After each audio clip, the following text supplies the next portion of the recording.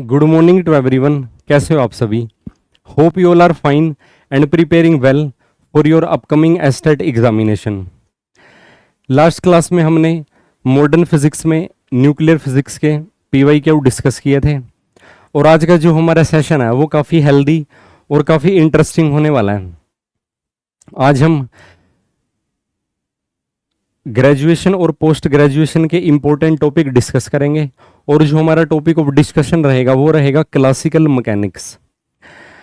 Classical mechanics के basically question estate PGT physics exam में 2017 से इंट्रोड्यूस होने स्टार्ट हुए हैं, जब से एग्जाम के लेवल को बढ़ाया गया है।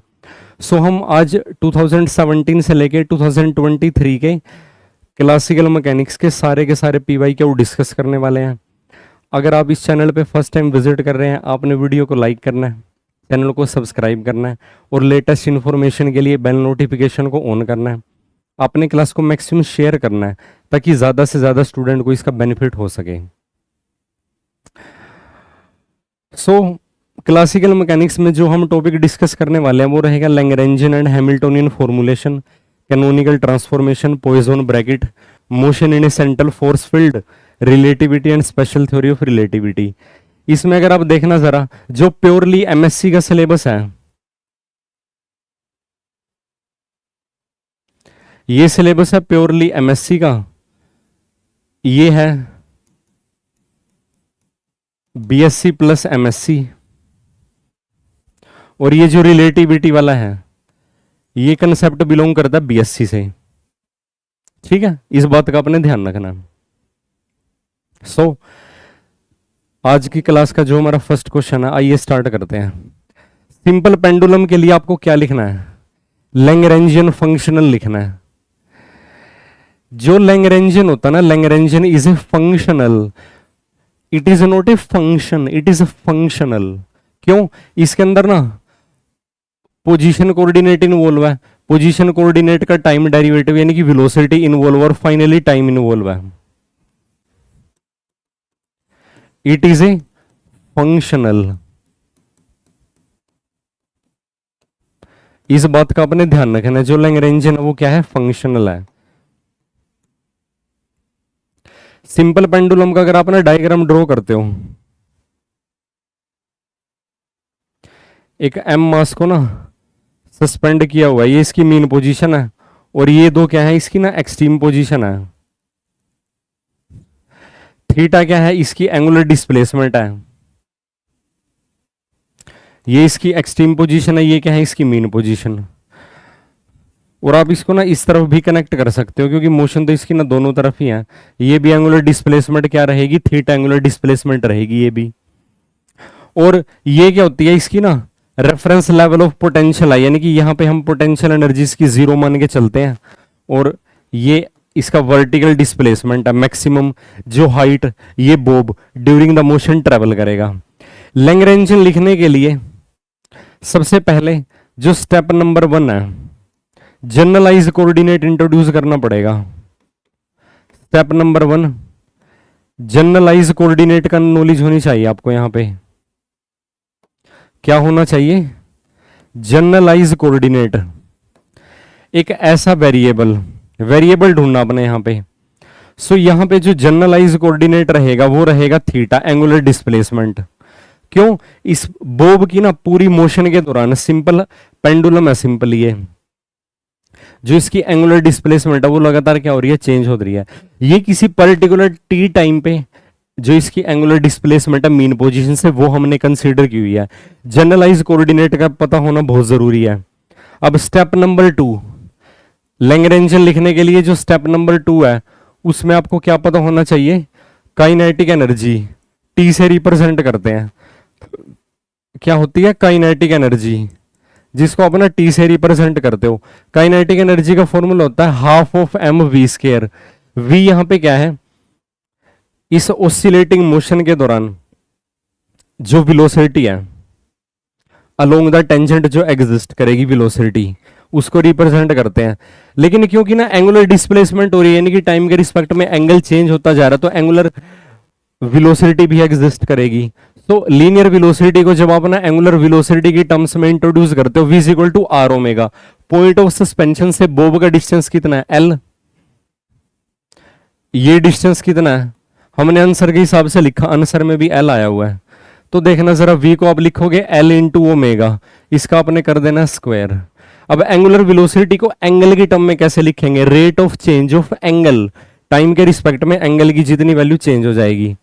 तो ये आपके पास बनेगा m डिवाइडेड बाई 2, क्या बनेगा, m divided by 2 l square, और ओमेगा को लिखोगे d theta by d t, यानी कि सिंपली थीटा डॉट का स्क्वायर। काइनेटिक एनर्जी तो इंट्रोड्यूस कर ली। Step number 3, introduce the potential energy. Potential energy को v से रिप्रेजेंट करेंगे। पोटेंशियल एनर्जी का फॉर्मूला एग्जिस्ट करता है mgh। h जो जीरो लेवल ऑफ पोटेंशियल से ये जो हाइट है, इसके लिए क्या करोगे, ये कंप्लीट जो है थ्रेड की लेंथ, उसमें से ना ये वाला सेगमेंट सब्ट्रैक्ट कर दोगे, और इस सेगमेंट की लेंथ जब आप फाइंड आउट करोगे, ये लेंथ आपको मिलती है एल कोस थीटा। ज्योमेट्री से आप फाइंड आउट कर सकते हो इसको। तो ये बनेगा आपके पास एम जी, एच की वैल्यू क्या बनेगी आपके पास, l minus l cosine of theta. और फाइनली जब आप इसकी वैल्यू को लिखते हो, फाइनली आपके पास कितनी वैल्यू आती है, एम जी एल, और ये बनेगा 1 minus cosine of theta. Next one is step number 4। अब आपको लिखना लैग्रेंजियन फंक्शनल। उसके लिए क्या करना पड़ेगा, काइनेटिक में से एनर्जी में से पोटेंशियल एनर्जी सब्ट्रैक्ट करनी पड़ेगी। जब आप ऐसा करते हो तो आपको क्या वैल्यू मिलती है, 1/2 एल स्क्वायर। थीटा डॉट को मैं क्या लिख सकता हूं, D theta divided by d T का होल स्क्वायर, माइनस में पोटेंशियल एनर्जी वो ये है एम जी एल, और ये बन जाएगा आपके पास 1 minus cosine of theta. This is the Lagrangian. अगर आप ऑप्शन से इसको क्रॉस चेक करोगे तो आपको मिलेगा option number 2, second option is the required answer. अब इसमें एक खास बात हो रहा है, आपके लिए एक ना होमवर्क दे रहा हूं मैं। होमवर्क क्या है आपका, इक्वेशन ऑफ मोशन का यूज करते हुए find time period of this simple pendulum using. अब लैग्रेंजियन में इक्वेशन ऑफ मोशन क्या होती है, d by d t curly L divided by curly theta का डॉट, माइनस में curly L divided by curly theta is equal to 0। इस equation का use करते हुए इस सिंपल पेंडुलम का टाइम पीरियड आपने इवेल्युएट करना है। आएगा तो वही 2 pi under root l by g, लेकिन Lagrangian formulation equation of motion का यूज करते हुए करना है। होप आपको ये कंसेप्ट समझ में आया होगा। नेक्स्ट वन इज, नेक्स्ट देखते हैं, एक चार्ज पार्टिकल है इलेक्ट्रोमैग्नेटिक फील्ड में, उसके लिए आपको हैमिल्टोनियन फंक्शन लिखना है। क्या गिवन, आपको एक चार्ज पार्टिकल गिवन है, इलेक्ट्रोमैग्नेटिक फील्ड गिवन है, हैमिल्टोनियन इवेल्युएट करना है। हैमिल्टोनियन से पहले आपको ना उसके लिए लैग्रेंजियन की नॉलेज होनी बहुत जरूरी है। हम सबसे पहले उसका लैग्रेंजियन फंक्शनल लिखेंगे, लैग्रेंजियन को फिर हम ना हैमिल्टोनियन में कन्वर्ट कर देंगे। First we find L and then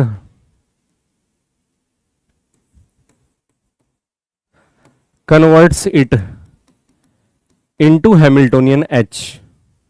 अब देखना जरा, जब आप अपना लैग्रेंजियन को डिफाइन करते हो, लैग्रेंजियन को फॉर्मूला होता है टी माइनस वी, इसको इक्वेशन 1 मान लो। नाउ चार्ज पार्टिकल के लिए जो लैग्रेंजियन एग्जिस्ट करता है वो ये एग्जिस्ट करता है, half of m b square minus में। अब यहां पे देखना जरा कैसे लिखोगे, क्यू फाई माइनस में क्यू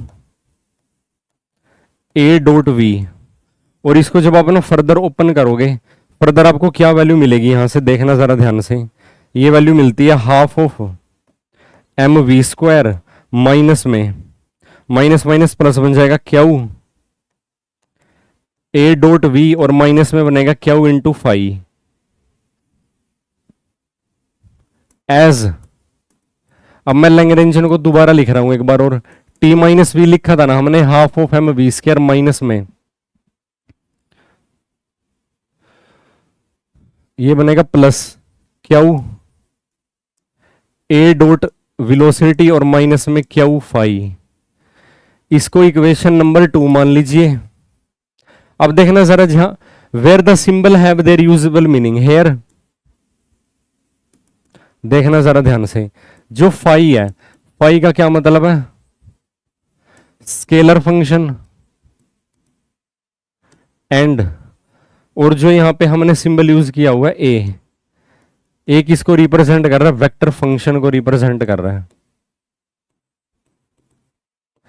जब आप ना लैग्रेंजियन का हैमिल्टोनियन में कन्वर्ट करते हो, आपको ना मोमेंटम की वैल्यू फाइंड आउट करनी पड़ती है। एज मोमेंटम के लिए आप क्या करते हो? लैग्रेंजियन को ना पोजीशन कोऑर्डिनेट के डेरिवेटिव के रिस्पेक्ट में डिफरेंशिएट करते हो। क्यू डॉट ना सिंपल वेलोसिटी कोऑर्डिनेट को रिप्रेजेंट करता है। गिवन लैग्रेंजियन में क्यू डॉट कहीं पे मेंशन नहीं है, तो हम यहां पे क्यू डॉट को रिप्लेस कर देंगे वेलोसिटी से। किससे रिप्लेस कर दोगे? वेलोसिटी से रिप्लेस कर दोगे। तो वेलोसिटी के रिस्पेक्ट में गिवन लैग्रेंजियन को डिफरेंशिएट कर दोगे। जब आप इसको ना डिफरेंशिएट करते हो, आपको क्या वैल्यू मिलती है? मैं डायरेक्ट वैल्यू लिख रहा हूं वेलोसिटी के रिस्पेक्ट में डेरिवेटिव करने के बाद। एक तो ना फर्स्ट वैल्यू में, और यहां पे ना मोमेंटम का भी ना एरो लगा दो, यहां पे वेक्टर फॉर्म में मैं इसको रिप्रेजेंट कर रहा हूं, प्लस एक यहां पे है वेलोसिटी, तो ये बन जाएगा Q इंटू में A। इसका मतलब क्या हुआ? अपना यहां पे वेलोसिटी की वैल्यू को कैसे लिख सकते हो? बताना शाबाश। वेलोसिटी की वैल्यू क्या बन जाएगी? मोमेंटम में से आपने सबट्रैक्ट करना है Q इंटू A, और इसकी वैल्यू को आपने ना मास से डिवाइड कर देना है। किससे डिवाइड कर देना? मास की वैल्यू से डिवाइड कर देना है। वेलोसिटी की वैल्यू हमने फाइंड आउट कर लिया। अब हमने क्या करना है? इस वेलोसिटी की वैल्यू का यूज करते हुए मान लीजिए इसको इक्वेशन नंबर 3 का नाम दे दोगे। अच्छा ये क्वेश्चन तो ना, अब देखना जरा, मैं इसको ना यहां पे सोल्व करता हूं दोबारा। m into V plus Q into A. अब हैमिल्टोनियन मैं इसका ना यहां पे लिखता हूं एज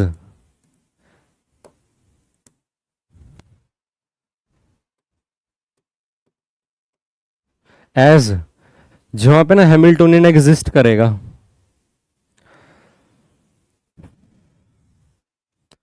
हैमिल्टोनियन का क्या फॉर्मूला एग्जिस्ट करता है? क्यू डॉट पी माइनस में लैग्रेंजियन, यही एग्जिस्ट करता है। लेकिन यहां पे हमने ना क्यू डॉट को लिखा हुआ वेलोसिटी और मोमेंटम पी एल, इनका डॉट प्रोडक्ट कंसीडर कर लेना। आप यहां पे वी डॉट पी लिख सकते हो, वेक्टर फॉर्म में ना ऐसे लिख सकते हो, ट्रांसफॉर्मेशन इक्वेशन। इसका मतलब क्या हुआ? जो आप हैमिल्टोनियन यहां पे लिखोगे दोबारा, फिर देखना जरा ध्यान से, जब आप ना हैमिल्टोनियन को लिखोगे दोबारा यहां पे,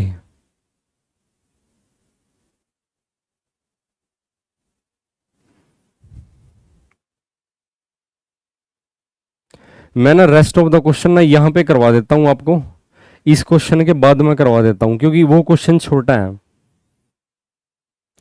जितना हो सकता है यहां पे कोशिश करते हैं। वेलोसिटी की वैल्यू आपको पता चल गई है। वेलोसिटी का आपने ना डॉट प्रोडक्ट कंसीडर करना है, किसके साथ? मोमेंटम के साथ। वेलोसिटी का डॉट, वेलोसिटी की वैल्यू लिख लोगे P माइनस क्यू ए, और इसका डॉट कंसीडर करना P के साथ, और इसको डिवाइड करना M से, माइनस में लैग्रेंजियन। अब लैग्रेंजियन को भी तो इस फॉर्म में आपको लिखना पड़ेगा ना। नाउ जो अपना हैमिल्टोनियन को लिखने वाले थे, क्या लिखने वाले थे? बताना शाबाश। P minus Q A,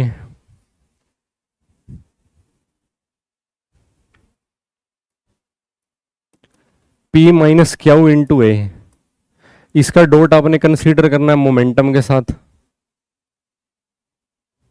momentum के साथ है ना, डिवाइड में M, माइनस में लैग्रेंजियन।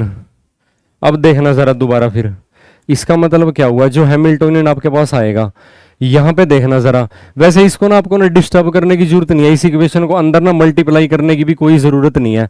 इसको अपना एस सच यूज कर लेना।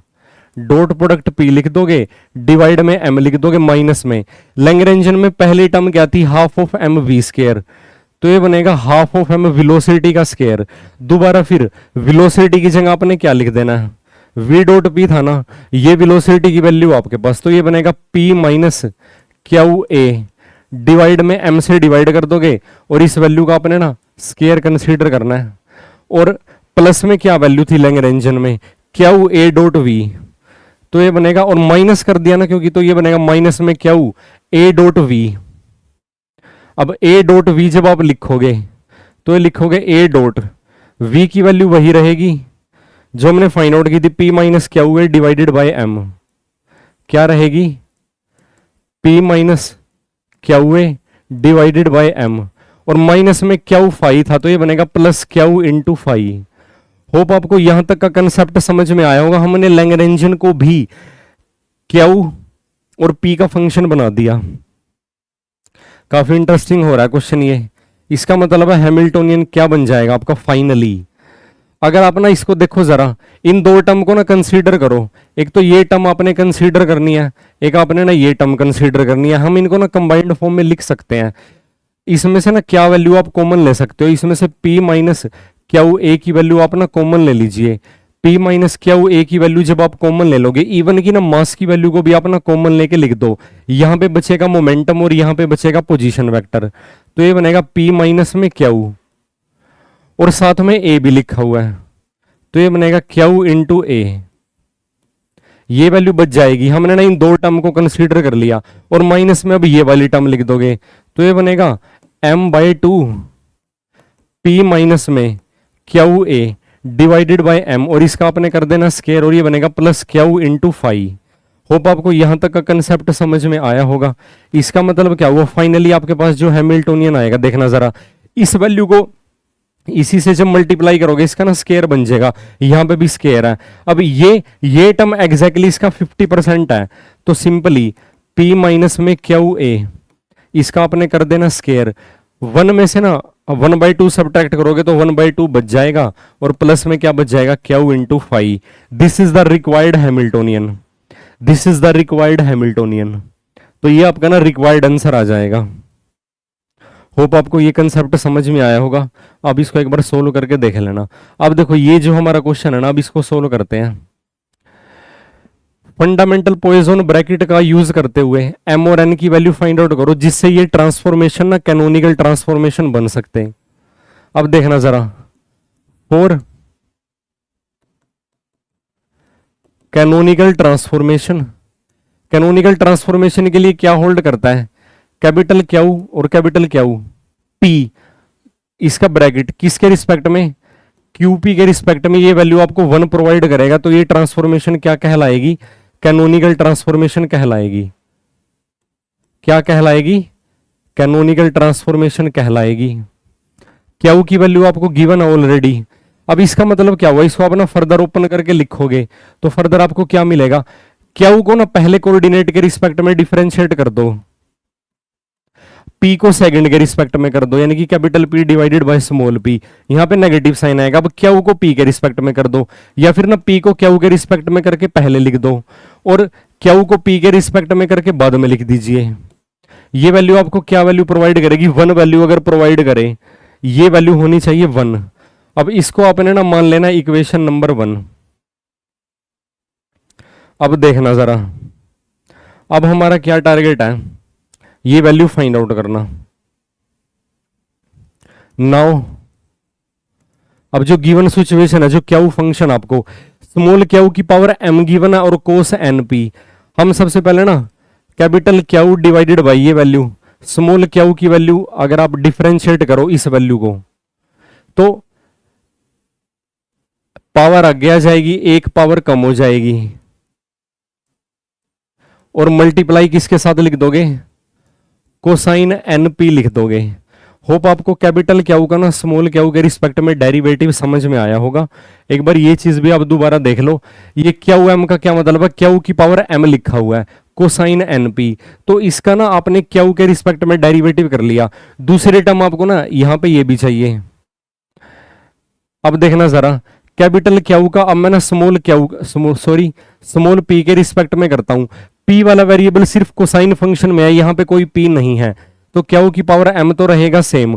कोसाइन फंक्शन का डेरिवेटिव माइनस साइन होता है, और p के रिस्पेक्ट में करोगे तो एंगल का भी डेरिवेटिव हो जाएगा, तो ये बनेगा माइनस में n और ये बन जाएगा साइन एन पी।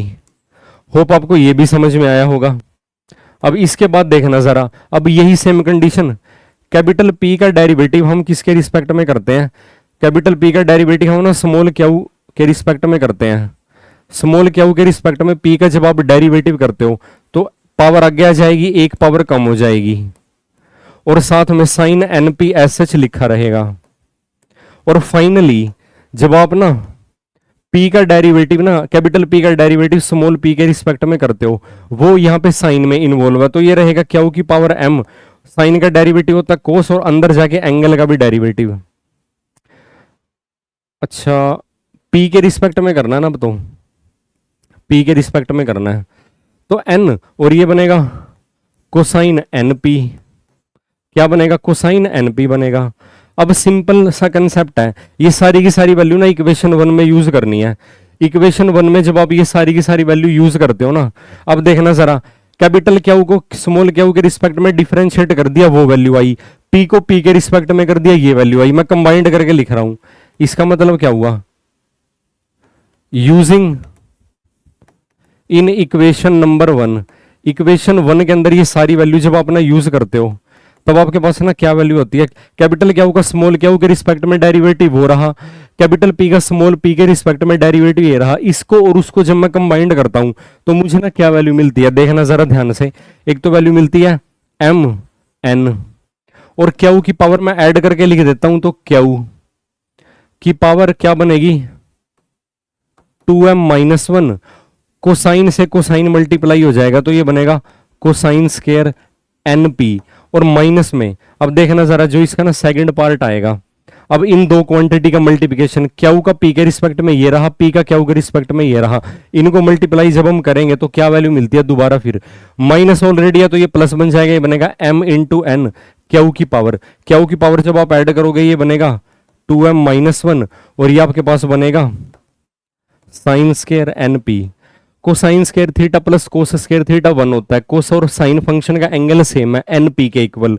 तो सारी चीजें कॉमन लेके ना ये तो 1 बन जाएगा। इसका मतलब क्या हुआ? अब देखना जरा ध्यान से,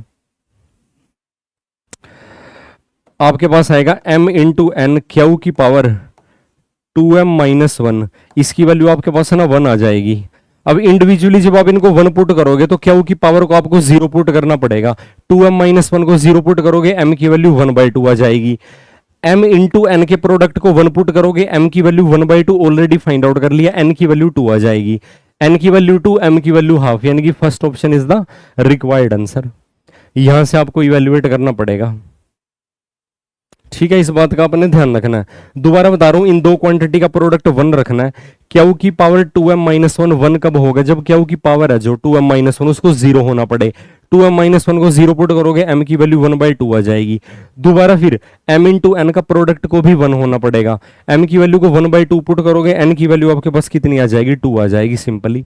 अब इसको सोल्व करके देख सकते हो। Still you have any doubt then you can discuss. अब देखना जरा, आपको ना दो ट्रांसफॉर्मेशन गिवन है। ट्रांसफॉर्मेशन बेसिकली क्या होता है? एक सेट ऑफ कोऑर्डिनेट से ना दूसरे सेट ऑफ कोऑर्डिनेट के अंदर मूव करना। स्मॉल क्यू स्मॉल पी से कैपिटल क्यू कैपिटल पी की तरफ मूव करना। उसके लिए आपको ना जनरेटिंग फंक्शन की हेल्प होती है, लेनी पड़ती है। जनरेटिंग फंक्शन के अंदर ना दोनों सेट ऑफ कोऑर्डिनेट से, दोनों सेट है जो वहां से कोऑर्डिनेट मिक्स करके यूज करते हैं जनरेटिंग फंक्शन के अंदर, यानी कि एक कैपिटल वाला और एक स्मॉल वाला उसके अंदर। जैसे देखना जरा, हमारे हर आंसर में ना कैपिटल क्यू भी है और स्मॉल पी है, कैपिटल क्यू स्मॉल पी, इनकी टर्म्स में एक लार्ज यानी कि कैपिटल वाला कोऑर्डिनेट और एक स्मॉल वाला कोऑर्डिनेट, ये जनरलाइज फंक्शन की जनरेटिंग फंक्शन की आइडेंटिटी होते हैं। अब देखना जरा, कैपिटल क्यू की वैल्यू आपको कितनी गिवन है? लॉगरिथम फंक्शन की फॉर्म में आपको वैल्यू गिवन है। इस बार किस फॉर्म में गिवन है? Logarithm function. क्या है? 1 प्लस अंडर रूट क्यू, और ये बनेगा कोसाइन ऑफ पी। और उसके बाद जो कैपिटल पी है, कैपिटल पी आपको सिंपली दे रखा है 2 अंडर रूट स्मॉल क्यू, और ब्रैकेट के अंदर क्या आ जाएगा? 1 प्लस अंडर रूट क्यू, और ये बनेगा आपके पास कोसाइन पी। इस तरीके से आपको ना वैल्यू गिवन है यहां पे। अब देखना जरा, हम यहां से क्या करते हैं, इसके अंदर देखो जरा, इसके अंदर ना स्मॉल क्यू भी इन्वॉल्व है, स्मॉल पी भी इन्वॉल्व है, और कैपिटल पी इन्वॉल्व है। तो इसको सोल्व करना तो थोड़ा कॉम्प्लिकेटेड रहेगा। हम ना फर्स्ट इसको सोल्व करते हैं। मान लीजिए इसको तो इक्वेशन 1 मान लो, इसको इक्वेशन 2 मान लो।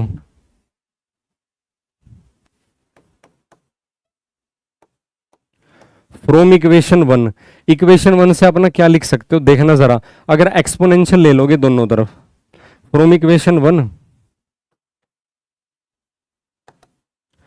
टेकिंग एक्सपोनेंशियल बोथ साइड, दोनों तरफ ना एक्सपोनेंशियल फंक्शन का यूज करते हो, आपको क्या वैल्यू मिलती है, देखो जरा ध्यान से, ये बनेगा e की पावर क्यू, और एक्सपोनेंशियल को लोगरिथम पे अप्लाई करते हो, लोगरिथम के अंदर जो फंक्शन लिखा हो ना वो आंसर आ जाएगा उसका। होप आपको इतना तो मैथ आपको पता ही होगा।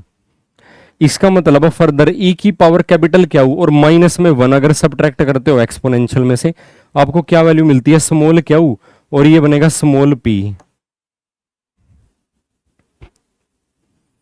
है ना। अब इसके बाद देखते हैं जरा,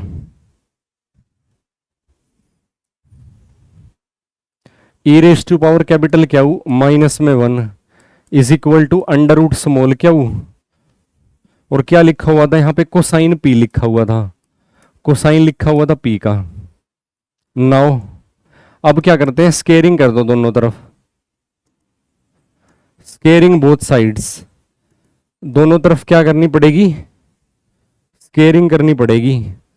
जब आप दोनों तरफ ना स्केयर कर देते हो, इसका मतलब क्या हुआ, e की पावर कैपिटल क्या हुआ माइनस 1, इसका आपने कर देना स्केयर इज इक्वल टू, यहाँ पे स्केयर करोगे स्मॉल क्या हुआ जाएगा, और ये वैल्यू आपको प्रोवाइड करेगा कोसाइन स्केयर की। इसका मतलब क्या हुआ, कैपिटल स्मॉल क्यू की वैल्यू जब आप फाइंड आउट करते हो, e की पावर क्यू माइनस 1, इसका स्केयर कर दोगे, डिवाइड में कोस स्केयर, तो ये बनेगा सेकेंड स्केयर p, क्या बन जाएगा, सेकेंड स्केयर p बन जाएगा। नाउ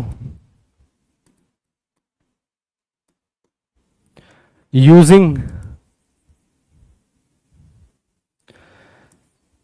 जनरेटिंग फंक्शन रिलेशन, अब जनरेटिंग फंक्शन का क्या रिलेशन होल्ड करता है, स्मॉल क्यू को आप ना जनरेटिंग फंक्शन की टर्म में ऐसे लिख सकते हो, capital Q divided by small p, capital Q को अगर आप स्मॉल p के रिस्पेक्ट में पार्शियली डेरिवेटिव करते हो, आपको कोऑर्डिनेट कौन सा मिलता है, स्मॉल क्यू मिलता है, इस बात का आपने ध्यान रखना है।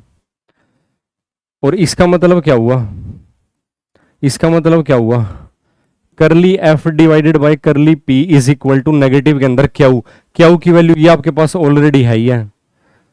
मान लीजिए इसको इक्वेशन नंबर 3 का नाम दे देंगे, स्मॉल क्यू की वैल्यू यहां से यूज करनी है, e की पावर कैपिटल क्यू माइनस 1, इसका आपने कर देना स्केयर, और ये आपके पास बनेगा सेकेंड स्केयर p। इसका मतलब क्या हुआ, curly F is equal to minus में e की पावर कैपिटल क्या हो माइनस में 1, और इसका आपने कर देना स्केयर, और ये बनेगा सेकेंड स्केयर p, और ये बनेगा आपके पास करली p। अब आपने इस इक्वेशन को क्या करना है, इंटीग्रेट करना है, सो आपके पास जनरेटिंग फंक्शन आ जाएगा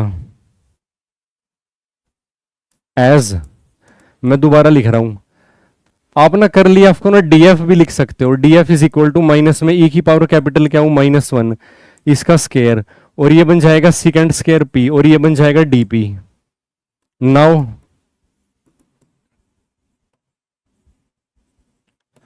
integrating both side,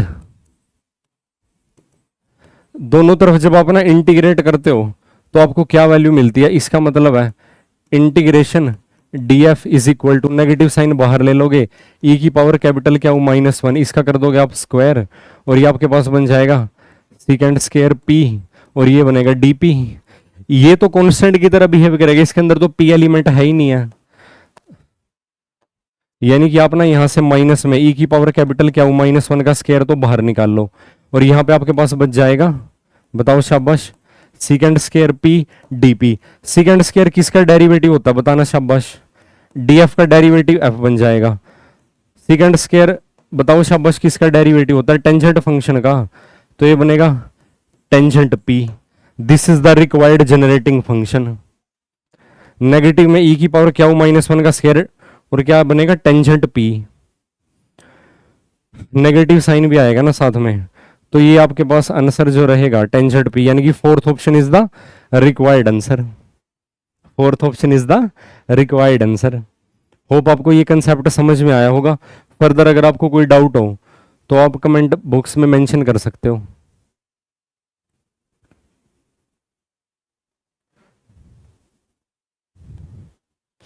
next one is, next देखते हैं, काफी इंटरेस्टिंग क्वेश्चन है ये जैसे ना केपलर्स लॉ बोल सकते हो, या फिर ना सेंट्रल फोर्स फील्ड वाला चैप्टर स्टार्ट हो जाता है।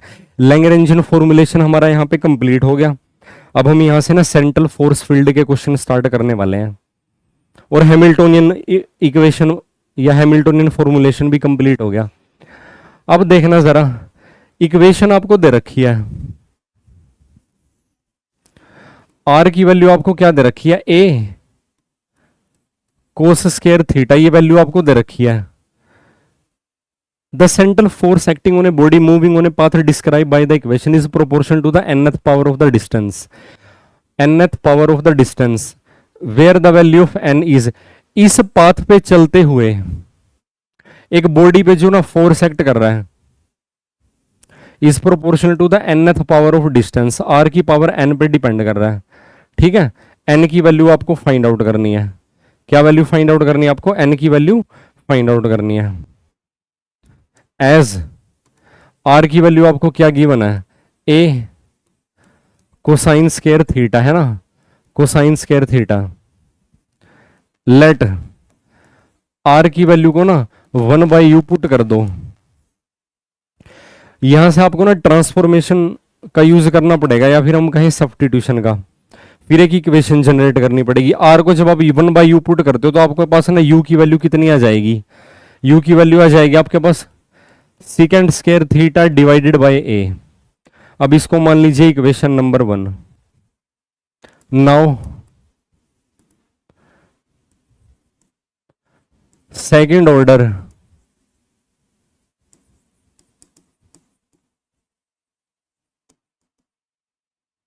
Differential equation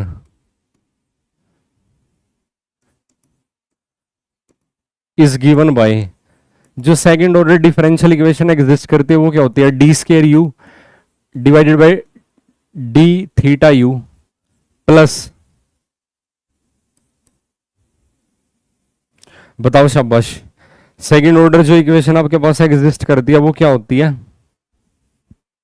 u is equal to minus में m डिवाइडेड बाय, ये बना आपके पास यू स्क्वायर एल स्क्वायर, और न्यूमिनेटर में आएगा f 1/u। इस तरीके से इसको आपने मान लेना इक्वेशन नंबर 2। इसको क्या मान लेना आपने, इक्वेशन नंबर 2 मान लेना। f की वैल्यू आपके पास आ जाएगी। अब देखना जरा, आपको ना सेकंड ऑर्डर डेरिवेटिव की रिक्वायरमेंट है। u तो आपके पास ऑलरेडी है ही है। u की वैल्यू क्या है हमारे पास, second square theta divided by a। Now हम ना फर्स्ट ऑर्डर डेरिवेटिव से स्टार्ट करते हैं, D U by D theta. तो ये बनेगा D by D theta of second square theta divided by a। Second square theta का जब आप ना डेरिवेटिव करते हो तो क्या वैल्यू मिलती है, पावर आगे आ जाएगी, एक पावर कम हो जाएगी। उसके बाद सेकंड का डेरिवेटिव क्या होता है, सेकंड का डेरिवेटिव होता है,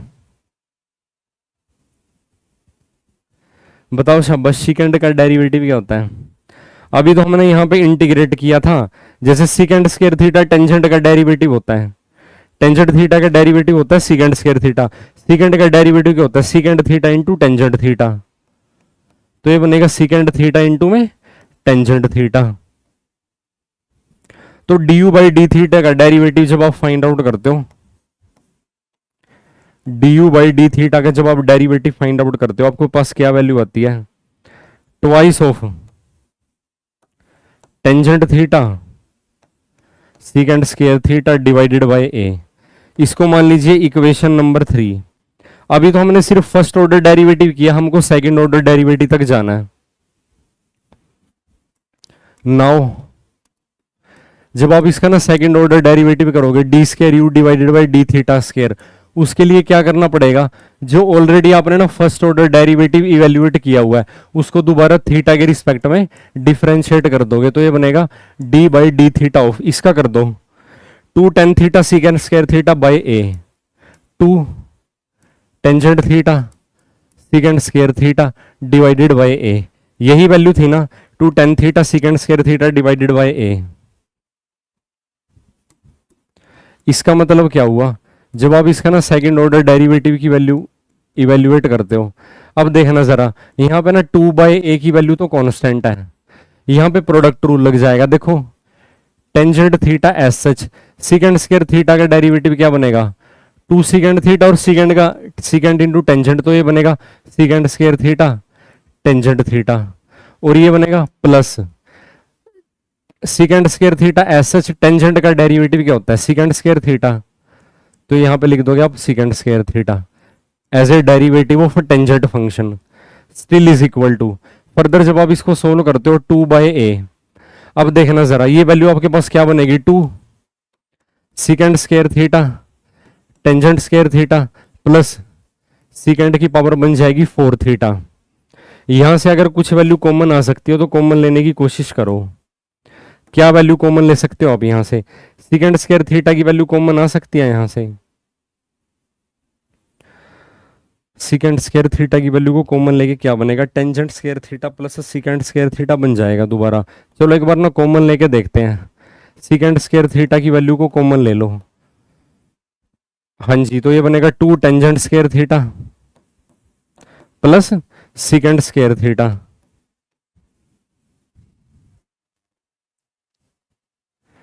सीकेंड स्क्वायर थीटा को क्या लिख दोगे 1 + tan स्क्वायर थीटा लिख दो, सीकेंड को क्या लिख दोगे 1 + tan स्क्वायर थीटा लिख दोगे, तो ओवरऑल ये आपके पास बन जाएगा 2/a सीकेंड स्क्वायर थीटा, और ये आपके पास बन जाएगा 3 टेंजेंट स्क्वायर थीटा और प्लस में बन जाएगा 1।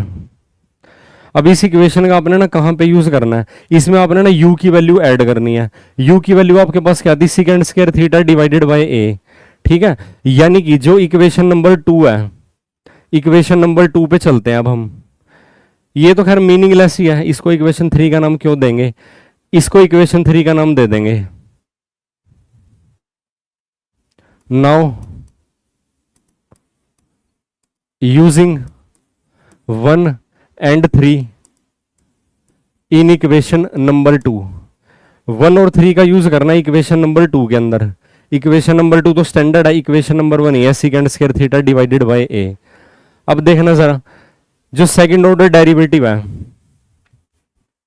इसका मतलब क्या हुआ 2/a सीकेंड स्क्वायर थीटा, और ये लिखा हुआ है 2 tangent square theta, sorry 3 tangent square theta plus 1, ये तो है सेकंड ऑर्डर डेरिवेटिव की वैल्यू। किसकी वैल्यू है सेकंड ऑर्डर डेरिवेटिव की, इसमें u ऐड करना है, और u की वैल्यू बताओ फिर क्या है secant square theta divided by a। इसमें आपको क्या ऐड करना है, प्लस में लिखोगे सीकेंड square theta divided by a, ये किसके इक्वल बन जाएगा माइनस में m divided by u square l square, और साथ में लिखोगे जो फोर्स है न्यूमरेटर के अंदर वो 1/u का फंक्शन है। क्या है वो 1/u का फंक्शन है।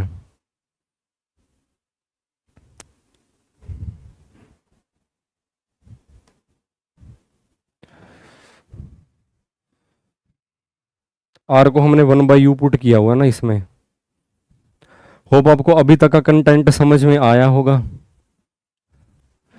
Still is equal to, further जब आप इसको ना सोल्व कर देते तो देखना क्या पॉसिबिलिटी बन सकती है यहां से। सीकेंड square theta divided by a को कॉमन ले लो, यहां से 2 को अंदर मल्टीप्लाई कर दो, 6 टेंजेंट स्क्वायर थीटा प्लस में 2, यही नहीं बनेगा, किसके इक्वल बनेगा ये इज इक्वल टू, अब राइट साइड को अलग से, और ये बनेगा f1/u, f1/u।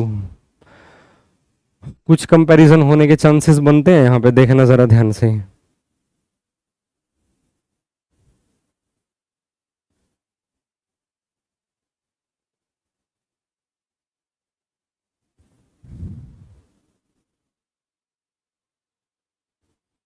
हम ऐसा करते हैं ना,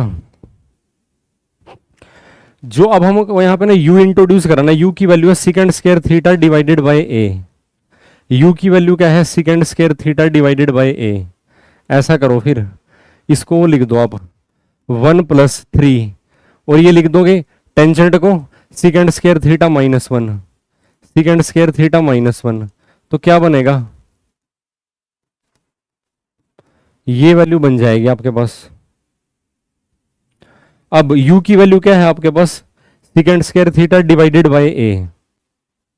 इसका मतलब क्या हुआ, देखना जरा ध्यान से। अब ये बनेगा 2 second square theta divided by A की वैल्यू क्या है, ये वैल्यू आपके पास है u के इक्वल है, डिवाइडेड मल्टीप्लाई। अब सेकेंड स्क्वायर थीटा की वैल्यू आपके पास क्या है बताना, शाबाश।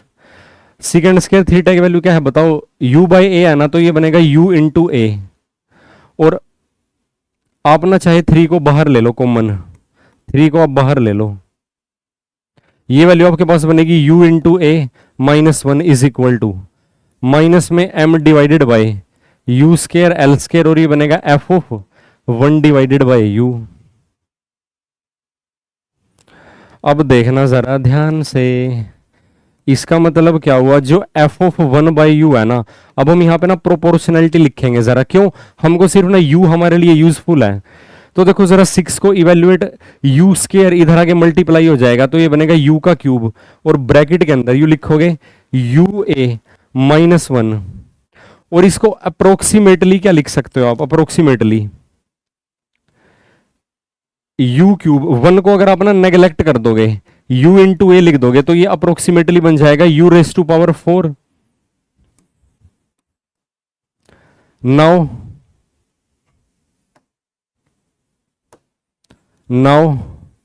हमने ये मान लिया ना कि u a की वैल्यू 1 के कंपैरिजन में काफी लार्ज है।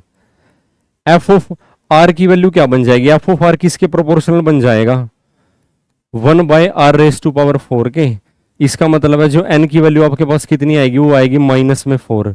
क्यों, u की वैल्यू हमने क्या कंसीडर की थी, 1 बाय r, वही वैल्यू पुट कर दो, u की पावर 4 हो जाएगा 1 by r raise to power 4, और f ऑफ 1 बाय u क्या बन जाएगा, f ऑफ r की टर्म्स में हमको आंसर चाहिए था। देखना जरा ध्यान से, r की टर्म्स में ही आपको आंसर चाहिए था, तो ये बनेगा -4 is the required answer. Hope आपको ये कंसेप्ट समझ में आया होगा। अब देखो भाई, नेक्स्ट है जो, ये भी किससे बिलोंग करता है, सेंट्रल फोर्स मोशन का ही कंसेप्ट है ये भी। Inverse central force, parabolic trajectory है, असेंट्रिसिटी और टोटल 4a, पैराबोलिक ट्रेजेक्ट्री,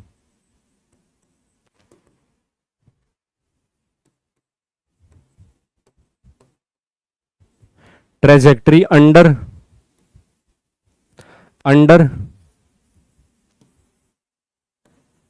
ए सेंट्रल फोर्स फील्ड। क्या कंडीशंस होल्ड करती हैं इसके लिए, अब देखो जरा ध्यान से। जो इसकी ना असेंट्रिसिटी है ना,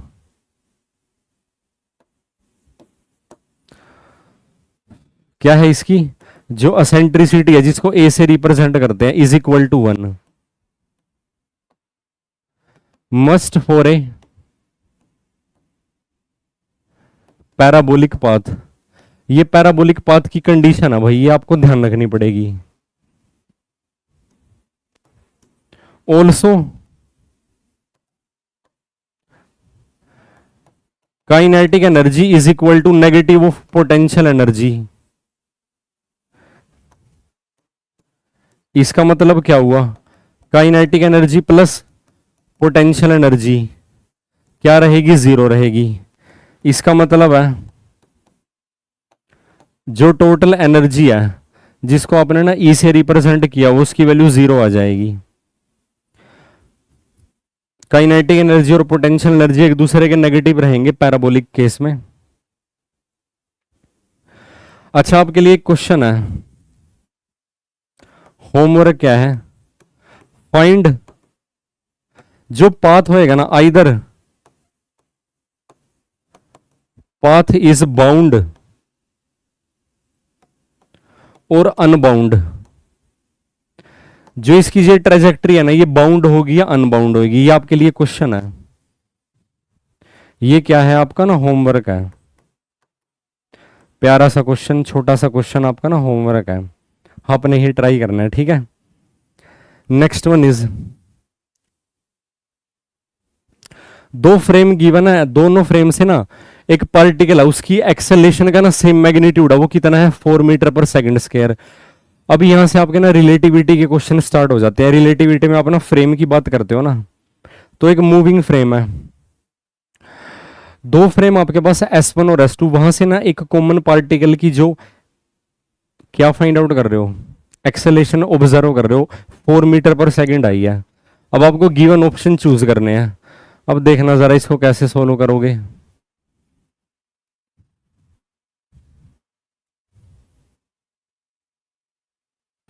ये फ्रेम क्या है आपके पास, ये ना S1 फ्रेम है, ये क्या है S1 फ्रेम, फ्रेम 1,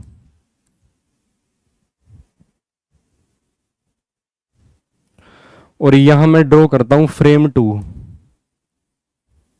ये फ्रेम क्या है S2।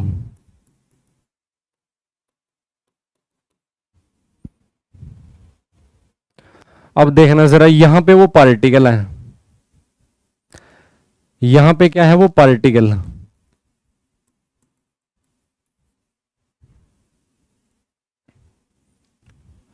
होप आपको ये डायग्राम समझ में आया होगा।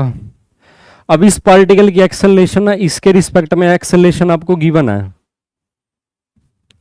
मान लीजिए एक्सेलरेशन की डायरेक्शन को आप ना कुछ इस तरीके से कंसीडर करते हो, A1 क्या वैल्यू दे रखी है 4 मीटर पर सेकंड स्क्वायर, और S2 के रिस्पेक्ट में मान लीजिए ये जो पार्टिकल है कुछ इस तरीके की डायरेक्शन है पार्टिकल की A2, वो भी कितनी है 4 मीटर पर सेकंड स्क्वायर। होप आपको ये समझ में आया होगा। अब हम क्या फाइंड आउट करते हैं, यहां से ना आपको रिलेटिव एक्सेलरेशन की वैल्यू फाइंड आउट करनी पड़ेगी, क्योंकि दोनों फ्रेम का ना एक दूसरे के रिस्पेक्ट में एक्सेलरेशन पूछ रखा है, तो उसके लिए आपको ना रिलेटिव एक्सेलरेशन का कंसेप्ट यूज करना पड़ेगा। नाउ जो अगर आप ना रिलेटिव एक्सेलरेशन स्टडी करते हो, यहां पे relative acceleration can have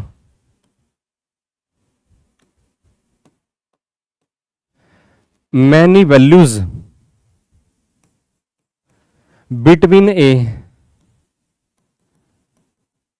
minimum value क्या होगी, दोनों की दोनों एक्सेलरेशन का डिफरेंस और उसका मैग्नीट्यूड,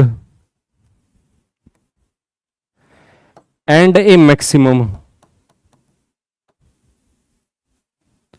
और मैक्सिमम क्या होगी A2 प्लस A1 का मैग्नीट्यूड।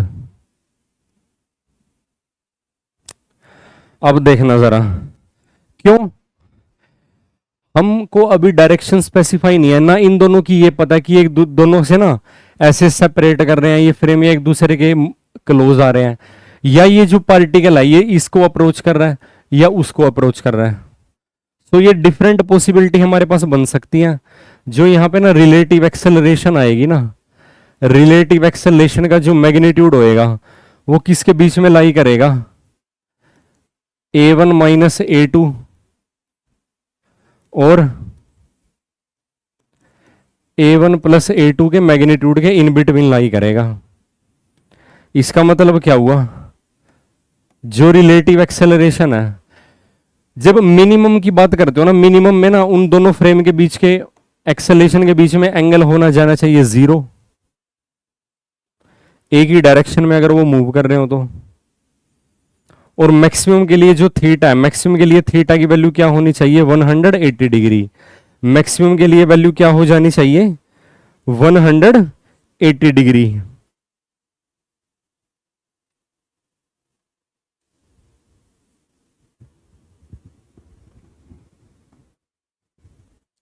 इस बात का आपने ध्यान रखना है।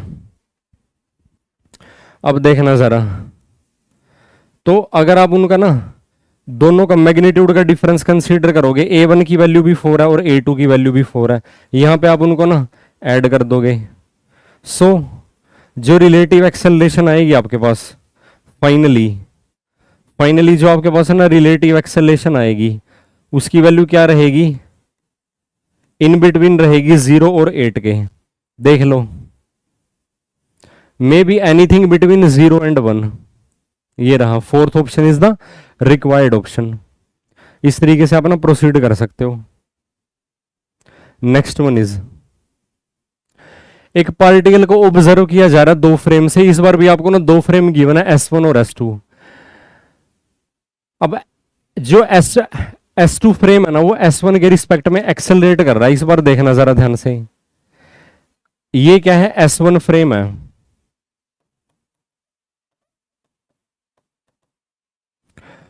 और इसके रिस्पेक्ट में ना जो S2 फ्रेम है वो एक्सेलरेट कर रहा है। ये क्या है आपके पास ना S2 फ्रेम, इसकी ना एक नॉन जीरो एक्सेलरेशन एग्जिस्ट कर रही है पहले फ्रेम के रिस्पेक्ट में। ये फ्रेम क्या कर रहा है, एक्सेलरेट कर रहा है। अब ये फ्रेम जीरो रेस्ट पे भी हो सकता है या फिर ये कांस्टेंट स्पीड के साथ भी मूव कर सकता है।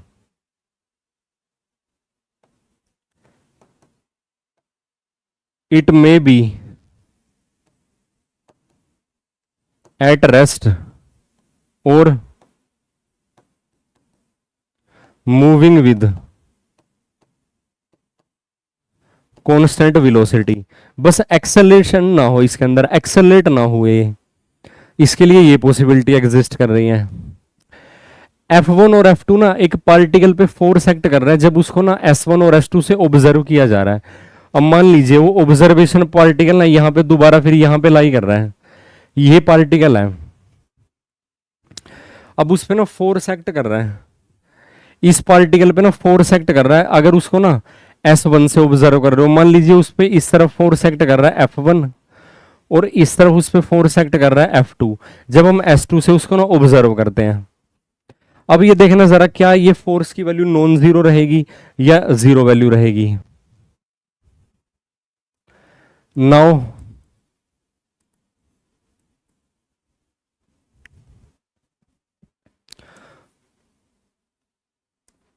If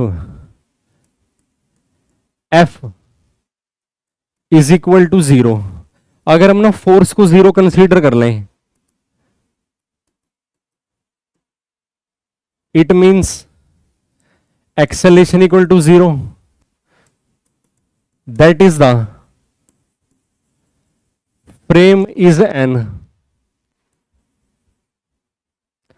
inertial frame. तब वो कैसा फ्रेम रहेगा, इनर्शियल फ्रेम रहेगा। इनर्शियल फ्रेम की क्या सिचुएशन होती है बताओ, शाबाश। इनर्शियल फ्रेम ऑफ रेफरेंस एक ऐसा फ्रेम ऑफ रेफरेंस है जिसमें ना न्यूटन्स लॉ ओबे करते हैं। अब जब आप ना न्यूटन फर्स्ट लॉ की बात करते हो तो उसमें क्या होता है कि एक्सटर्नल फोर्स अगर 0 है तो ऑब्जेक्ट ना कांस्टेंट स्पीड के साथ मूव कर सकता है। वही सिचुएशन हमने यहां पे लगाई है।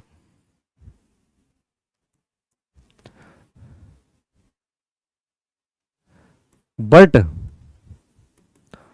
For a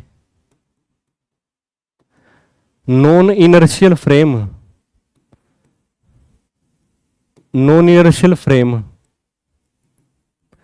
A pseudo force. Pseudo force का क्या मतलब है, जो वर्चुअल फोर्स ना लगता हुआ अपीयर होता है। एक pseudo force is always exist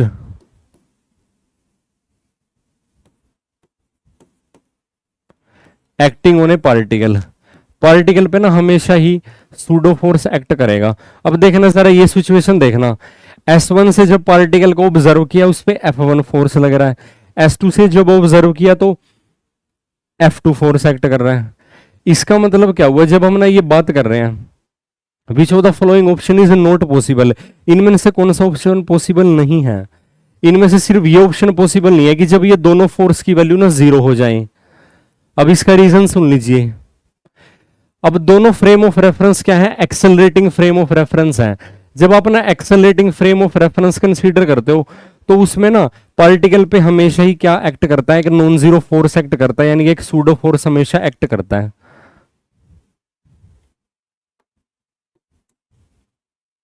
as S1 and S2 are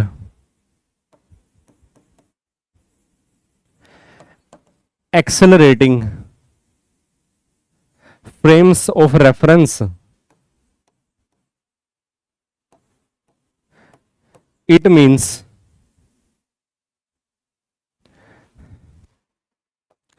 a non-zero force always acts on a particle with respect to the frame. अब दोनों फ्रेम के रिस्पेक्ट में ना फोर्स एक्ट कर रहे हैं, तो दोनों के दोनों फ्रेम अगर आप कंसीडर करते हो, क्योंकि दोनों के दोनों फ्रेम एक्सेलरेट कर रहे हैं, तो हम क्या बोल सकते हैं? तो F1 नॉन जीरो होगा और F2 भी क्या रहेगा? नॉन जीरो रहेगा, बिकॉज अभी हमने लिखा जो A1 भी क्या है? नॉन जीरो है, और A2 भी क्या है? नॉन जीरो है। दोनों के दोनों फ्रेम ऑफ रेफरेंस एक्सेलरेट कर रहे हैं इस वजह से। तो इसमें एक यही पॉसिबल सिचुएशन है जो नहीं हो सकती, नॉट पॉसिबल बता रखा है। अब क्योंकि ना एक फ्रेम दूसरे के रिस्पेक्ट में एक्सेलरेट कर रहा है, अगर आप ना एक सिचुएशन एक फ्रेम में फोर्स को जीरो मान लो और दूसरे फ्रेम में फोर्स को नॉन जीरो मान लो, क्या ऐसी पॉसिबिलिटी हो सकती है? इन्होंने बोला नॉट पॉसिबल, वो पॉसिबिलिटी भी हो सकती है, लेकिन दोनों फ्रेम में फोर्स जीरो बिल्कुल भी नहीं हो सकता, क्योंकि दोनों की रिलेटिव एक्सेलरेशन है। अगर एक फ्रेम इनर्शियल फ्रेम है तो दूसरे को नॉन इनर्शियल होना पड़ेगा, अगर दूसरे वाला इनर्शियल है तो पहले वाले को नॉन इनर्शियल होना पड़ेगा। बस इस बात का आपने ध्यान रखना है। नेक्स्ट वन इज, देखना जरा ध्यान से, एक रिलेटिविस्टिक पार्टिकल है, उसका ना रेस्ट मास आपको गिवन है।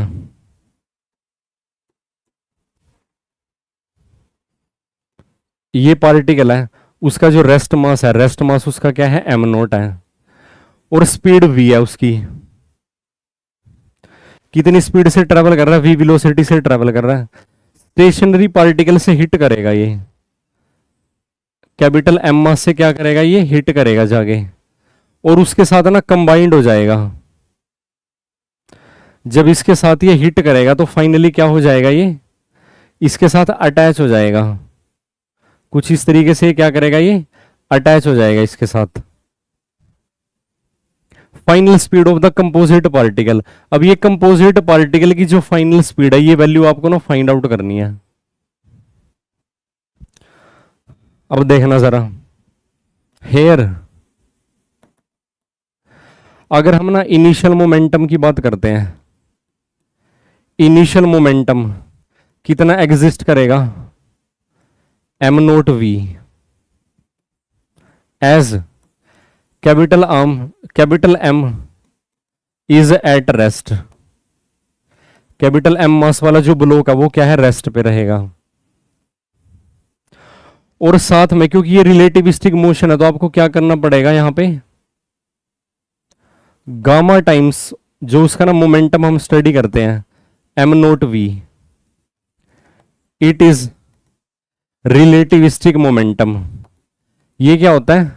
रिलेटिविस्टिक मोमेंटम होता है ये, क्योंकि ये पार्टिकल क्या है? इसकी ना रिलेटिविस्टिक मोशन है ना, ये कंसीडर किया हुआ है, रिलेटिविस्टिक पार्टिकल है ये, तो उसके लिए आपको ना गामा टाइम्स मोमेंटम आपको कंसीडर करना पड़ेगा। तब आपको ना फाइनल स्पीड की वैल्यू पता करनी है। अगेन जब आप ना फाइनल मोमेंटम की बात करते हो, फाइनली वो दोनों ना कंबाइंड हो गए, तो क्या रहेगा? Small m note plus capital M gamma times final velocity. इसको इक्वेशन 2 मान लो, और ये जो मोमेंटम वाली ये इक्वेशन 1 थी। अब हम क्या अप्लाई करते हैं? कंजर्वेशन ऑफ मोमेंटम अप्लाई करेंगे।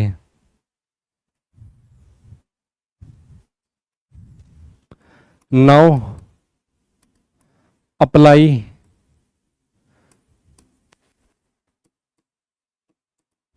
कंजर्वेशन ऑफ लीनियर मोमेंटम, जब लीनियर मोमेंटम का कंजर्वेशन आप अप्लाई करते हो, इसका मतलब है initial momentum is equal to the final momentum. इसका मतलब क्या हुआ, gamma times m naught v is equal to, ये बनेगा गामा फाइनल।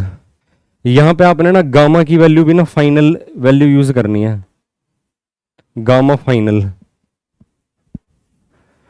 और यहां पे आप ना वेलोसिटी को रिप्रेजेंट कर दो, हाँ वी फाइनल, वो तो ऑलरेडी रिप्रेजेंट किया हुआ है। मास क्या बनेगा, बताओ शाबाश, मास क्या बनेगा, m naught plus capital M, और साथ में आपको लिखनी पड़ेगी फाइनल वेलोसिटी। इसका मतलब क्या हुआ, अगर आप यहां से ना फाइनल वेलोसिटी की वैल्यू फाइंड आउट करना चाहते हो, फाइनल वेलोसिटी की वैल्यू क्या बनेगी, gamma times m naught we divided by gamma final small m plus capital M.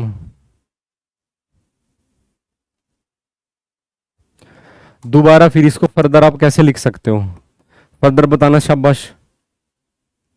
Gamma times f मतलब final gamma small m naught plus capital M final velocity is equal to gamma times small m naught into v. Hope आपको यहां तक का concept समझ में आया होगा। अब हम क्या करते हैं, स्केयरिंग बोथ द साइड कर दो, स्केयरिंग बोथ साइड्स, दोनों तरफ क्या कर देना आपने, स्केयर कर देना है। जैसे ही आपने दोनों तरफ स्केयर कर देते हो, आपको ना क्या वैल्यू मिलती है, जो फाइनल गामा आएगा उसका स्केयर, बताओ शाबाश, m naught plus capital M, इसका भी आपको करना पड़ेगा स्केयर, और साथ में जो फाइनल वेलोसिटी है इसका भी स्केयर करना पड़ेगा बराबर, पहले वाले गामा का स्केयर। हाँ, आप इसको ऐसे लिख दो, gamma times m naught v, और इसका आपको करना पड़ेगा square, still is equal to final gamma का जब आप स्केयर कर देते हो ना, तो वो आपको वैल्यू मिलती है 1 माइनस में वी फाइनल का square divided by c square. ये वैल्यू है ना गामा की, इसका अंडर रूट होता है gamma. M naught plus capital M, उसका कर दोगे स्केयर, फाइनल वेलोसिटी का square is equal to gamma times m naught v का स्क्वायर। इसका मतलब क्या हुआ, अब देखना जरा ध्यान से, फाइनल वेलोसिटी है ना, फाइनल वेलोसिटी को अगर आप गामा 1 माइनस फाइनल वेलोसिटी का स्क्वायर, और फाइनल वेलोसिटी भी हमने इस तरफ लिखी हुई है,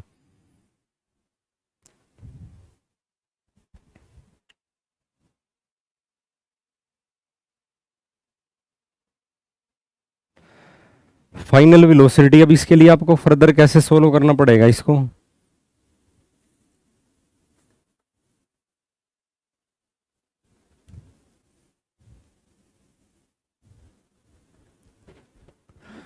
gamma times m naught we divided by gamma f m naught का स्क्वायर। फिर हमने इसको ऐसे लिख लिया,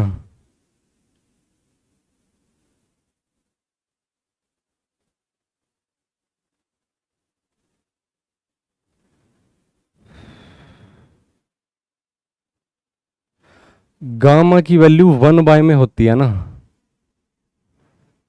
गामा की वैल्यू 1 डिवाइड में रहेगी यहां पे। अब देखना जरा, small m plus capital M, इसका स्केयर वी एफ का स्केयर, गामा की value 1 divided by under root में राइट साइड में जाके मल्टीप्लाई हो जाएगी, तो ये बनेगा 1 माइनस में वी एफ का स्केयर डिवाइडेड बाय सी का स्केयर, और इसके अंडर रूट का आपको ना स्केयर करना पड़ेगा, और साथ में लिखा हुआ गामा एम नोट वी का square, still is equal to, अब देखना जरा यहां से,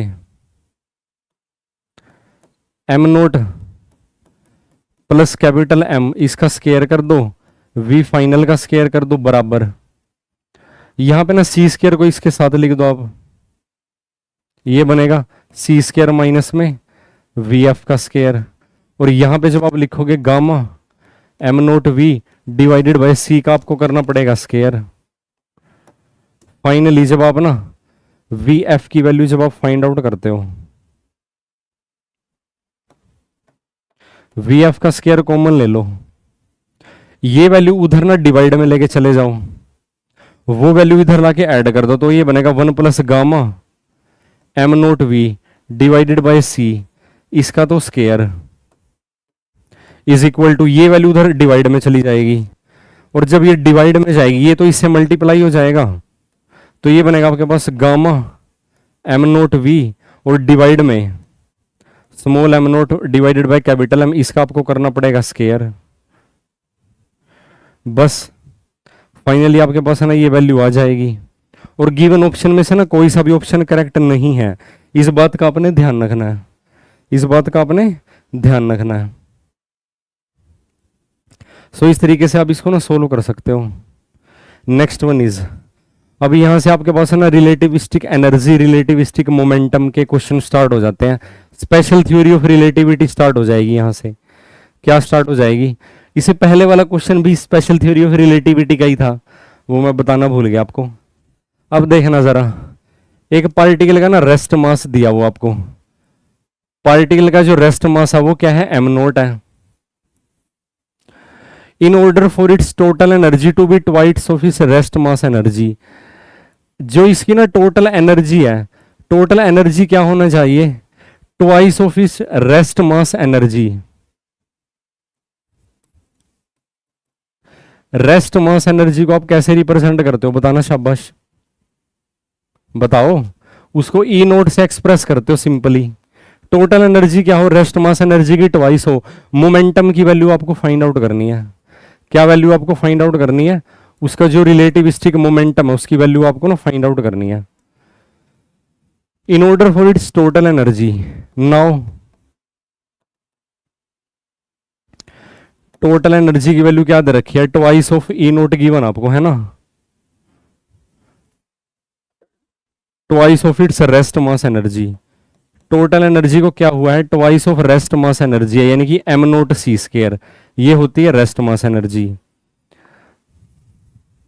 मोमेंटम की वैल्यू आपको फाइंड आउट करनी है। इसका मतलब क्या हुआ, अगर हम ना दोनों तरफ स्क्वायर कर दें, ई स्क्वायर, अच्छा अभी तो ये ना इसकी टोटल एनर्जी को रिप्रेजेंट कर रहा है ना, ये क्या है, इसकी ना टोटल एनर्जी है। अब टोटल एनर्जी में आएगी काइनेटिक एनर्जी, प्लस में आएगी rest mass energy, M note सी स्क्वायर, तो ये बन जाएगा twice of M note C square, क्योंकि मोमेंटम का रिलेशन ना काइनेटिक एनर्जी के साथ होता है। यहां पे ई काइनेटिक एनर्जी को रिप्रेजेंट कर रहा है। In order for its total energy to be twice of its rest mass energy,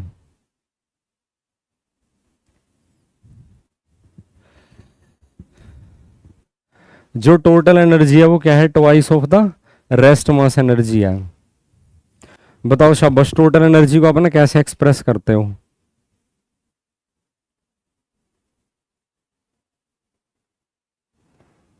in order for its total energy to be twice of its rest mass energy, rest mass energy,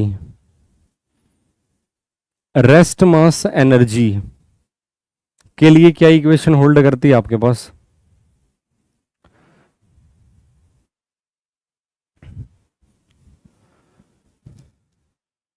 rest mass energy होती है M note सी square, total energy होती है kinetic energy plus rest mass energy.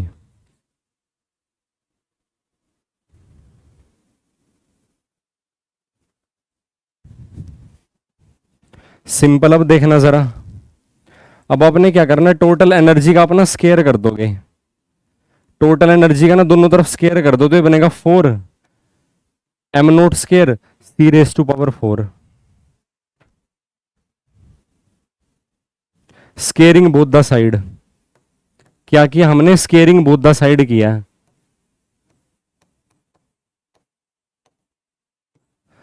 अब देखना जरा, तो जो total energy का स्केयर है वो क्या बनेगा आपके पास, 4 एम नोट स्केयर सी का स्केयर। नाउ क्योंकि आपको ना मोमेंटम की वैल्यू फाइंड आउट करनी है, now relation between total energy and momentum is given by, अब मान लीजिए इसको अपना मान लीजिए इक्वेशन नंबर 1, टोटल एनर्जी और मोमेंटम के बीच में क्या रिलेशन होल्ड करता है, e square is equal to, बताओ शाबाश, p square C square plus M note square C raise to power 4। इसका मतलब क्या हुआ, इसको मान लीजिए इक्वेशन नंबर 2,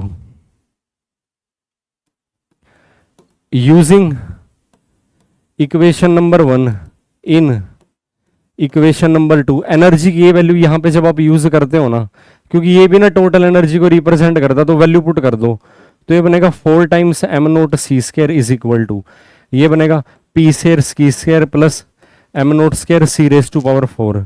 इसका मतलब क्या हुआ, p square C square is equal to, ये इधर आगे सब्ट्रैक्ट हो जाएगा 3 टाइम्स एम नोट स्केयर सी स्केयर, क्योंकि आपको ना फाइनली मोमेंटम की वैल्यू फाइंड आउट करनी है।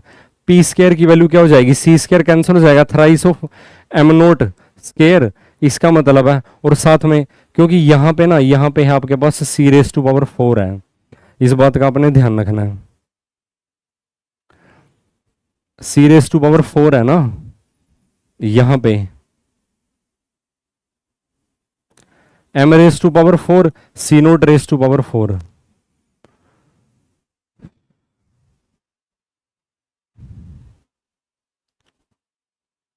एक मिनट, एम नोट सी स्केयर था ना ये, m note square c power 4 लिख दो यहां पे, फिर ये बनेगा 4 एम नोट स्केयर सी की पावर 4, आगे ये आ जाएगा, तो ये आपके पास कितनी वैल्यू आएगी, सी स्केयर, इसका मतलब है पी की वैल्यू आपके पास कितनी आ जाएगी, √3 एम नोट, क्योंकि यहां पे ना सी की पावर 4 है, तो ये बनेगा सी स्केयर, यहां पे सी स्केयर था तो यहां पे सी आएगा, ये वैल्यू आ जाएगी √3 times of M note c. Next one is, अब देखना जरा, एम क्या है, रेस्ट मास है एक पार्टिकल का, एम क्या है, रेस्ट मास है एक पार्टिकल का, पी है उसके मैग्नीट्यूड ऑफ मोमेंटम, पी क्या है उसके मोमेंटम का मैग्नीट्यूड, और के उसकी क्या है, रिलेटिविस्टिक काइनेटिक एनर्जी है, के क्या है उसकी रिलेटिविस्टिक काइनेटिक एनर्जी है। Then M in terms of P and के इज गिवन बाय, सी क्या है, स्पीड ऑफ लाइट है। हेयर जो एम नोट है ना, जिसको रेस्ट मास से रिप्रेजेंट करते हैं, तो वो यहां पे ना एम से रिप्रेजेंट किया होगा रेस्ट मास को, पी उसका ना मोमेंटम, और के क्या है, रिलेटिविस्टिक काइनेटिक एनर्जी है। Then m in terms of p and k is given by, now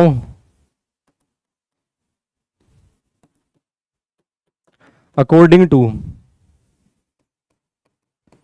kinetic energy momentum relation, आप क्या लिख सकते हो, ई स्केयर की वैल्यू क्या होती है, पी स्केयर सी स्केयर प्लस रेस्ट मास, यहां पे एम नोट की वैल्यू क्या है, एम है, तो यहां पे एम आएगा सी पावर 4, और ई यहां पे क्या है, रिलेटिविस्टिक काइनेटिक एनर्जी। अब आपको ना क्या वैल्यू फाइंड आउट करनी है, आपको एम की वैल्यू फाइंड आउट करनी है सिंपली। इसका मतलब क्या हुआ, E square minus P square सी स्केयर, इसकी वैल्यू क्या बनाएगी, M square C raise to power 4।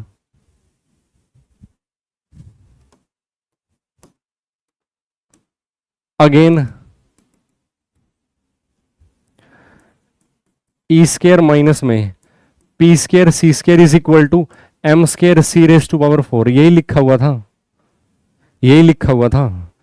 आपको क्या वैल्यू फाइंड आउट करनी है, सिंपली मास की वैल्यू ना मोमेंटम और काइनेटिक एनर्जी की टर्म्स में इवैल्यूएट करनी है। मास की वैल्यू आपको ना काइनेटिक एनर्जी की टर्म्स में इवैल्यूएट करनी है। ये तो आपके पास है ना स्टैंडर्ड फॉर्मूला था। अब ई की वैल्यू क्या गिवन है, जो ई की वैल्यू गिवन है वो क्या है, के इक्वल गिवन है, तो यहां पे आप लिखोगे k square is equal to p square C square plus rest mass की वैल्यू क्या है, एम गिवन है। इस तरीके से आपको लिखना पड़ेगा। अगेन के स्केयर माइनस में P square C square is equal to M square C raise to power 4, इसका मतलब क्या हुआ, एम स्क्वायर की वैल्यू आपके पास कितनी आ जाएगी, के स्क्वायर माइनस में पी स्क्वायर सी स्क्वायर डिवाइडेड में सी रेस टू पावर 4। इसका मतलब क्या हुआ, जो मास की वैल्यू आपके पास कितनी आ जाएगी अंडर रूट के अंदर के स्क्वायर माइनस पी स्क्वायर सी स्क्वायर डिवाइड में, और यहां पे आपके पास वैल्यू आ जाएगी सी स्क्वायर। अब देखना जरा ये ऑप्शन है कोई आपके पास,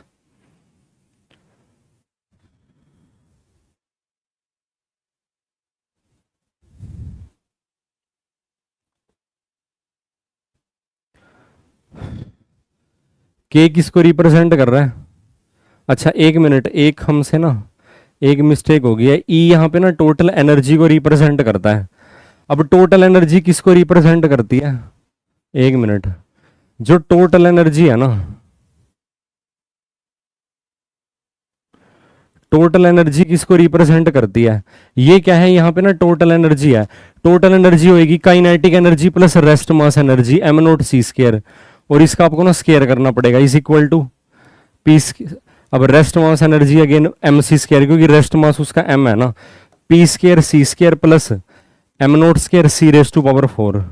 ध्यान देना जो आपके पास है ना ये टोटल एनर्जी होती है, ये क्या होती है, sum of kinetic energy, kinetic energy को के से एक्सप्रेस किया हुआ है plus rest mass energy, rest mass energy M naught सी स्क्वायर जो होती है। इसका मतलब क्या हुआ, kinetic energy plus rest mass energy, rest mass की वैल्यू ना एम गिवन है, इज इक्वल टू किसके इक्वल है, P square C square plus M square C raise to power 4। अब देखना जरा स्क्वायर जब आप इसका ना एक्सपेंड करते हो क्या वैल्यू मिलती है आपको, K square plus M square C raise to power 4 plus 2 M K, और साथ में बनेगा C square is equal to, ये बनेगा आपके पास P square C square plus M square C raise to power 4, क्या बनेगा M square C raise to power 4। इसका मतलब क्या हुआ, अब आपको मास की वैल्यू इवेल्युएट करनी है ना, ये उधर जाओ, अगर आप इसको ना उधर लेके जाते हो तो ध्यान से देखना जरा, ये वैल्यू तो कैंसिल ही हो जाएगी, इसका मतलब है ट्वाइस ऑफ के सी स्क्वायर, और साथ में लिख दो एम इज इक्वल टू, ये बनेगा पी स्क्वायर सी स्क्वायर माइनस में के स्क्वायर बन जाएगा। आपको फाइंड आउट करनी है मास की वैल्यू, तो मास की वैल्यू क्या बनेगी, सिंपली पी स्क्वायर सी स्क्वायर माइनस में के square divided by twice of के सी स्क्वायर, ये वैल्यू बन जाएगी आपके पास मास की, पी स्क्वायर सी स्क्वायर माइनस में के स्क्वायर डिवाइडेड बाय 2 के सी स्क्वायर, 2 के सी स्क्वायर माइनस आया हुआ ना 2 के सी स्क्वायर, और पीसी का टोटल का स्क्वायर है ना, तब आपके पास है ना यही फॉर्मूला बनता है, थर्ड वाला ऑप्शन बनता है आपके पास। होप आपको ये कंसेप्ट समझ में आया होगा, थर्ड वाला ही क्या बनता है आपके पास, करेक्ट बनता है। Next one is relativistic kinetic energy momentum relationship. अब देखना जरा, काइनेटिक एनर्जी की बात कर रहे हैं, यहां पे भी काइनेटिक एनर्जी को ना के से रिप्रेजेंट किया हुआ है as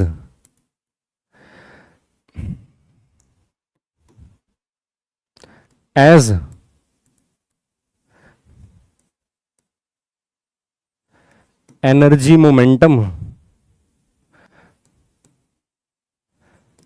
energy momentum relation is given by, energy momentum का ना ये रिलेशन होल्ड करता है। इस बार एम नोट को एम नोट से ही रिप्रेजेंट करेंगे। दोबारा फिर टोटल एनर्जी की जगह अपने क्या लिख देना है, kinetic energy plus rest mass energy, kinetic energy का सिंबल इन्होंने ना के यूज किया हुआ है, तो ये K plus rest mass energy M note सी स्क्वायर, और इसका आपको करना पड़ेगा square is equal to P square C square plus M naught square और सी रेस टू पावर 4। इस बार आपको ना मोमेंटम की वैल्यू फाइंड आउट करनी है, यहां से इंटरेस्टिंग है काफी, के प्लस एम नोट सी स्क्वायर और इसका whole square is equal to, momentum की वैल्यू फाइंड आउट करनी है ना, पी स्क्वायर सी स्क्वायर प्लस मोमेंटम का square C raise to power 4। इसका मतलब क्या हुआ, अब स्क्वायर एक्सपेंड कर दो, आप यहां पे करना चाहोगे स्क्वायर एक्सपेंड, मोमेंटम की वैल्यू चाहिए हमको इस बार यहां से ना।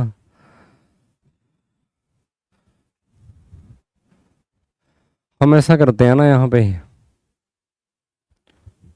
टोटल एनर्जी को, अच्छा काइनेटिक एनर्जी भी इन्वॉल्व होना है यहाँ पे। काइनेटिक एनर्जी, और ई नोट यहाँ पे क्या है, टोटल एनर्जी को रिप्रेजेंट कर रहा है। ई नोट किसको रिप्रेजेंट कर रहा है यहाँ पे, टोटल एनर्जी को रिप्रेजेंट कर रहा है।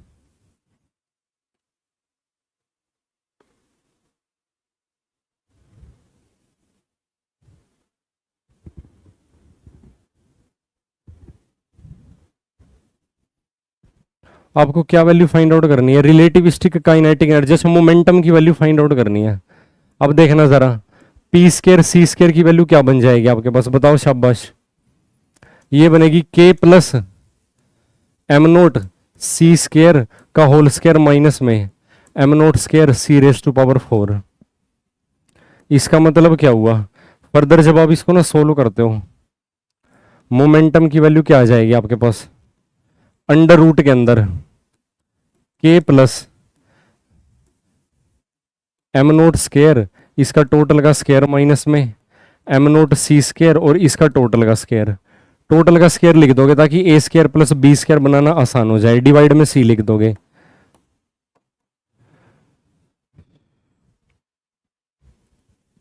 डिवाइड में क्या लिख दोगे, सी लिख दोगे। ए स्केयर माइनस बी स्केयर का क्या फॉर्मूला लगेगा, ए प्लस बी ए माइनस बी। क्या बनेगा, ए प्लस बी ए माइनस बी। ए प्लस बी जब करते हो तो, और ए माइनस बी कर दो पहले, के इंटू में अब ऐड कर दो k plus twice of M note C square, divide में कर दो सी। अब देखना जरा ध्यान से, के को अगर ना अंदर से कॉमन ले लिया जाए तो अंडर रूट के अंदर क्या वैल्यू बचेगी, ये वाला तो के ऑलरेडी बाहर चला गया, इस के को बाहर निकालने के लिए इस वैल्यू को के से आपको डिवाइड करना पड़ेगा, तो ये बनेगा 1 plus twice of M note C square और डिवाइड में लिख दोगे के, ऐसे आप इसको लिख सकते हो। और फाइनली जो आपके पास आंसर आएगा वो क्या आएगा, k divided by c under root के अंदर 1 प्लस एम नोट सी स्केयर क्या है, ई नोट से लिख सकते हो और डिवाइड में के। जो ई नोट है ना, rest mass energy, M note सी स्केयर बन जाएगी K by C twice of E naught by K by C twice of E naught by K within under root, twice of E naught by K within under root. Second option is the required answer. Hope आपको समझ में आया होगा। So finally last but not the least, जो previous question है ना उसी पे बेस्ड है ये। प्रीवियस क्वेश्चन एग्जैक्टली सेम है। रिलेटिविस्टिक इलेक्ट्रॉन की वैल्यू फाइंड आउट करनी है, रेस्ट मास एम नोट है, काइनेटिक एनर्जी की वैल्यू के है, डी ब्रोगली वेवलेंथ की वैल्यू फाइंड आउट करनी है। डी ब्रोगली वेवलेंथ की वैल्यू क्या बन जाएगी, एच डिवाइडेड बाई पी। ये क्या बनती है, de Broglie wavelength.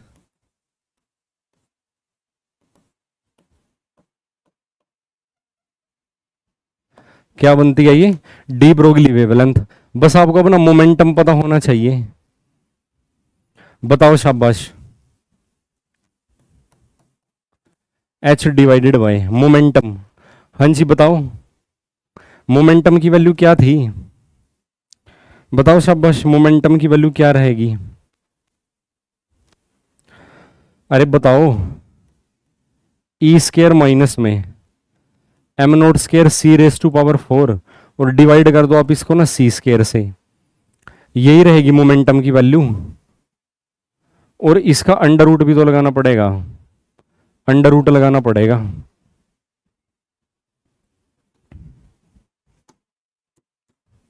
So wavelength is equal to क्या लिखा था, h divided by momentum is equal to, फिर मोमेंटम की जब आपने वैल्यू पुट किया है तो ये बनता है एच डिवाइडेड बाय 1 बाय सी और अंडर रूट के अंदर बताना शाबाश, 1 बाय सी बाहर निकाल लो और ये बनेगा E square minus M note square C raise to power 4। और के यहाँ पे क्या रिप्रेजेंट कर रहा है, काइनेटिक एनर्जी को रिप्रेजेंट कर रहा है। कोई बात नहीं, काइनेटिक एनर्जी भी इंट्रोड्यूस करवा देंगे हम यहाँ पे।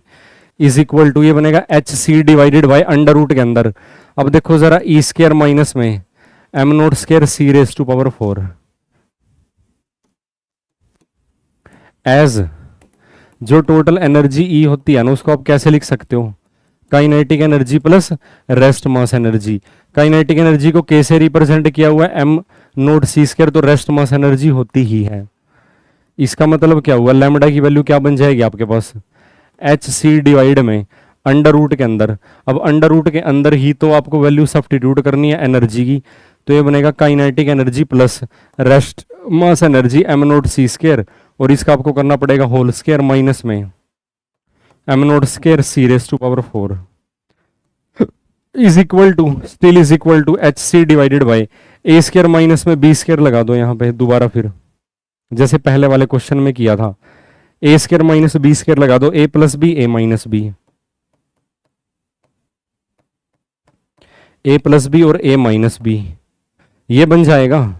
बस फिर मल्टीप्लाई में लिखा हुआ के, सिंपल के लिख दो, चलो यहाँ पे सिंपल के लिख दो, एच सी डिवाइडेड बाई के और अंडर रूट के अंदर। अच्छा के को इन्होंने ना अंदर मल्टीप्लाई भी कर लिया दोबारा, फिर के को क्या कर दिया इन्होंने, मल्टीप्लाई भी कर दिया, तो ये बनेगा H C divided by under root के अंदर ये बनेगा K square plus twice of M note C square और साथ में रहेगा K. This is the required answer. या 2k को आप आगे भी लिख सकते हो, K square divided by H C K divide में अंडर रूट के अंदर लिखा हुआ है ना, K square divided by twice of K M note C square, twice of K M note C square under root के अंदर लिखा हुआ है एच सी। यहाँ पे तो चलो ये बाई मिस्टेक लिखे गए होंगे, इनमें से एक में ना नेगेटिव साइन आएगा, मान लो ये ऑप्शन ट्रू है सेकंड वाला, ठीक है। थर्ड में ना नेगेटिव साइन आप कंसीडर कर लेना, क्या कर लेना, नेगेटिव साइन कंसीडर कर लेना। सो आज का जो हमारा सेशन है वो यहाँ पे कंप्लीट होता है।